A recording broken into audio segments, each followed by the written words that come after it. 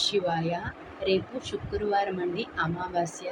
లలిత త్రిపుర సుందరి మాతకి చక్కగా అభిషేకం చేసుకోండి. మీ ఇంట్లో విగ్రహం ఉంటే అమ్మవారికి అభిషేకం చేసుకుంటే చాలా మంచిదండి. అమ్మవారికి పసుపు నీళ్ళతో అభిషేకం చేస్తే అమ్మవారు ఎంతో సంతోషిస్తారండి.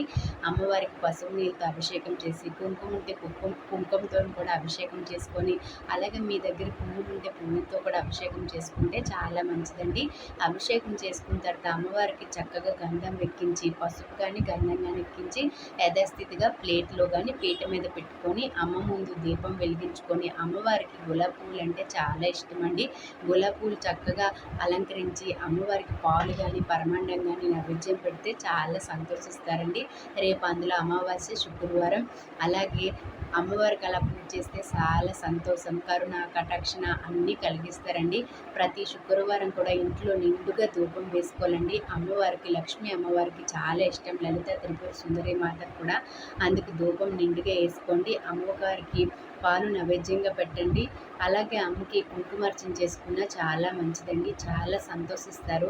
అమ్మకు మనం ఏటిస్తే అమ్మ మనకి అవే ఇస్తారండి. కుంకుమార్చన చేస్తే మనకి సౌభాగ్యాన్ని ఇస్తారండి.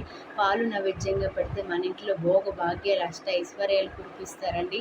ఆ లక్ష్మీమాత లలిత త్రిపుర సుందరి దేవి సాయంత్రం కూడా యథస్థితిగా పూజ చేసుకుంటే చాలా మంచిదండి.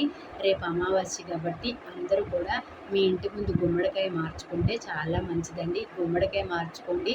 మీ ఇంటి మెయిన్ ద్వారబంధం ఉంటుంది కదండి, అక్కడ నిమ్మకాయ కట్ చేసి పెట్టుకోండి. ఇటొకటి అటొకటి. అలాగే చిన్నపిల్లలు ఉంటే మీ ఇంట్లో కోడిగుడ్డు, ఎండుమిరపకాయ, ఆవాలు ఇవన్నిటితో పిల్లలకి దిష్టి తీయండి, చాలా మంచిది. ఇంకా చిన్న పిల్లలు ఉంటే ఒక నిమ్మకాయ పిల్లలకి ఒక తెల్లని కవర్లో కట్టి వాళ్ళకి మొలతాడుకు కడితే చాలా మంచిదండి. ఎటువంటి దిష్టి దోషాలు కానీ ఏముండవు. అందులో అమావాస్య రోజు పిల్లలకి బయటికి పంపించడం కానీ ఏం చేయకండి. మ్యాక్సిమం ఇంట్లోనే ఉంచండి. సాయంత్రం దిష్టి తీయండి. పిల్లలకి ఏ దిష్టినో పోతుంది. అలాగే ఇంటికి కూడా సాయంత్రం దిష్టి తీసుకుంటే ఎవరైనా నరదిష్టి అంటే నరుల దిష్టి అది ఎక్కడికి వెళ్ళినా పోదండి. అందుకు అందరూ కూడా అమావాస్య రోజు ఇంట్లో ఉన్న మనుషులకి, చిన్నపిల్లలకి దిష్టి తీసుకుంటే చాలా మంచిదండి. రేపు అమావాస్య కాబట్టి ప్రతి ఒక్కరు ఈ నియమాలను పాటించండి. ఎవరికైనా తప్పుగా అనిపిస్తే క్షమించండి. ఓం నమః శివాయ. శ్రీ మాత్రే నమః.